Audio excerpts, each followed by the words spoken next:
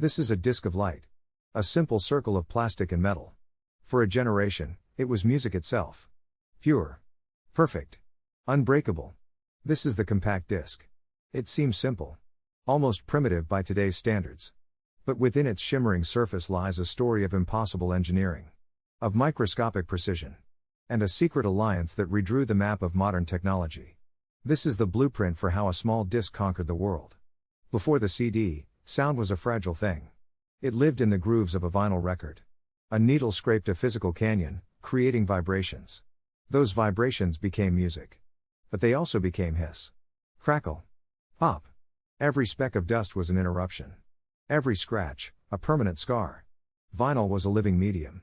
But it was also a dying one. With every play, the groove wore down. The sound slowly faded. Then there was the cassette tape. Music on a magnetic ribbon. It was portable. You could make your own mixes. But the sound was often muffled. Delicate tape could be stretched.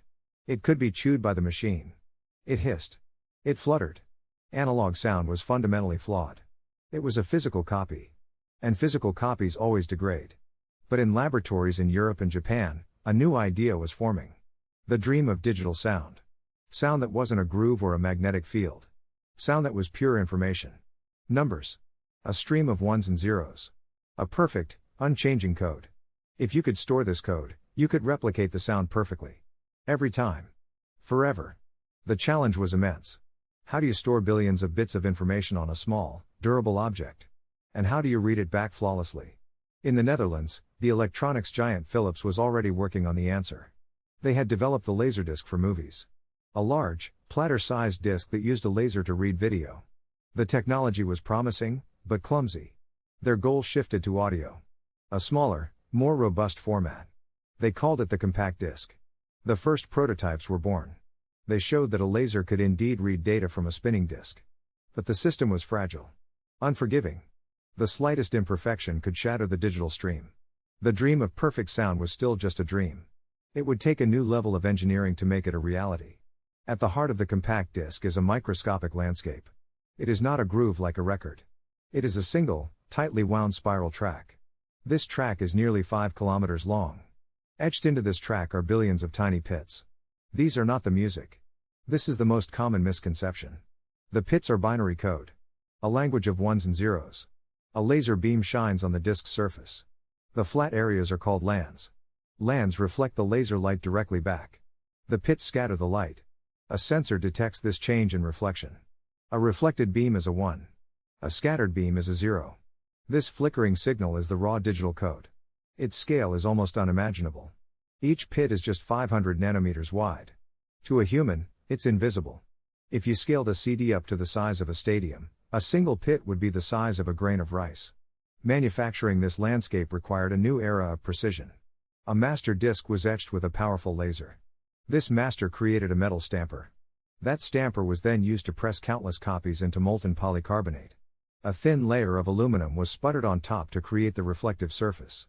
Finally, a layer of lacquer protected it from the world. This entire process happened in seconds. A miracle of mass production. But this precision created a massive problem. What happens when the real world intervenes? A fingerprint. A piece of dust. A scratch. On the microscopic scale of the CD, these are catastrophic events. A single scratch could wipe out thousands of bits of data. The stream of ones and zeros would become nonsense. The music would skip. Or stop completely. This was the CD's fatal flaw. And solving it was the single greatest engineering triumph of the entire project. The solution was called Circ. Cross-interleaved Reed-Solomon code. It was a work of mathematical genius, developed by Philips engineer Kees Schuhamer Inc. Circ was a system of radical error correction. The data wasn't just written to the disk in order. First, the data was scrambled. Large blocks of information were sliced up and spread out across the spiral track. Consecutive musical notes were no longer physically next to each other. Then, complex mathematical formulas were used to create extra data. Parity bits. A digital safety net. This meant a scratch could no longer destroy a whole chunk of music. It would only damage small, scattered pieces of data. When the player read the disc, its microchip would find the missing pieces. Using the parity bits, it would perform a calculation. It would perfectly rebuild the lost information. It was as if the damage never happened. The disc could literally heal itself. It could withstand scratches and dust that would kill a vinyl record instantly. This was the secret weapon. It's what made the CD robust enough for cars, for kids, for daily life. It wasn't just about perfect sound. It was about reliably perfect sound. As Philips perfected the engineering, another giant was on the same path. Sony, in Japan. Sony, led by engineer Toshihide Doi, had also developed a prototype optical audio disc. They were masters of miniaturization and marketing.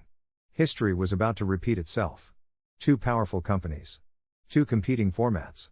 A new format war, like Betamax versus VHS, seemed inevitable. Such a war could have killed the digital audio dream before it even started. Consumers would be confused. Record labels would be hesitant to invest. But this time, something different happened. Philips and Sony chose to collaborate. In a series of tense, secret meetings, engineers from both companies came together. They debated every single detail. Every technical specification. Philips brought its superior laser optics and circ error correction. Sony brought its own advanced digital processing. They argued over the size of the disc. Philips wanted a smaller, 115mm disc. Sony executives insisted on 120mm. The reason was cultural. It needed to be large enough to hold Ludwig van Beethoven's Ninth Symphony in its entirety. A 74-minute performance beloved by Sony's chairman. Philips agreed. They argued over the audio quality. The sampling rate. The bit depth. They compromised. They negotiated. They built a unified system. In 1980, they published the result. A simple document with a red cover. It was called the Red Book. The official standard for the compact disc digital audio system. The Red Book was the blueprint.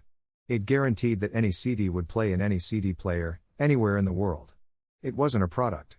It was a platform. This single act of cooperation was more important than any single piece of technology. It ensured the CD's global domination. The first commercial CD player, the Sony CDP-101, launched in Japan in 1982. It was expensive. It cost the equivalent of thousands of dollars today. The first album pressed was ABBA's The Visitors. At first, the public was hesitant. The price was high. The selection of albums was small. But then, people heard it. For the first time, they heard music with a background of pure silence. No hiss. No crackle. Just the sound itself. It was a revelation. The marketing was brilliant. Perfect sound forever. It was a powerful promise. And the CD delivered. Record labels, initially wary, saw a historic opportunity. Polygram, a label co-owned by Philips, led the charge. They saw they could resell their entire back catalog. Every classic album by the Beatles, the Rolling Stones, Pink Floyd. All re-released on this new, premium format. It was a gold rush. Consumers eagerly replaced their worn-out vinyl collections. By the late 1980s, the revolution was complete. CD sales skyrocketed past vinyl and cassettes. The record store was transformed. Rows and rows of jewel cases replaced dusty cardboard sleeves. The CD player became a standard feature. In the home. In the car. The disc of light had won. It redefined our relationship with music. Today, the CD has been replaced. By invisible files. By streaming from the cloud. But its legacy is the foundation of our digital world. The principles of the CD, of turning information into code, of robust error correction, of a single global standard, are everywhere. It was more than just a new way to listen to music. It was a blueprint for the digital age. A testament to the power of hidden engineering. And a reminder that sometimes, the greatest innovation is not to compete, but to cooperate. All contained in a simple disc of light.